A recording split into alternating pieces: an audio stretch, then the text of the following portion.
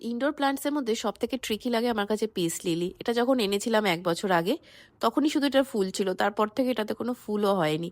আর পাতাগুলো মাঝে, মাঝে ব্রাউন হয়ে যাচ্ছে। আমার এক বন্ধু বলল সিউইড পাউডার দিতে। তো আমি সেটাই অনলাইন অর্ডার করেছিলাম, দিয়ে দেখলাম কেমন হয়। আপডেট দেবো তোমাদের ডেফিনেটলি এটা কতটা এফেক্টিভ। যাই হোক, চলে এসেছি এখন লাঞ্চ বানাতে। আজকে লাঞ্চে বানাবো লেমন রাইস।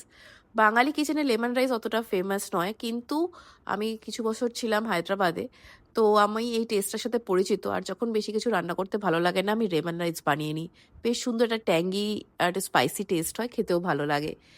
আর কারি পাতা আমি সবসময় এভাবে ড্রাই করে রাখি, কারণ বাজার থেকে কারি পাতা একটা বাঞ্চ তো সেভাবে আসে না, অনেকটা আসে। আর যেহেতু ফ্রিকুয়েন্টলি ইউজ হয় না, তো নষ্ট হয়ে যায়।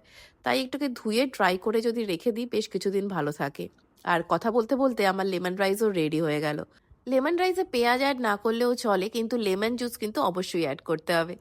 দেখা হবে নতুন ভিডিওতে। বাই।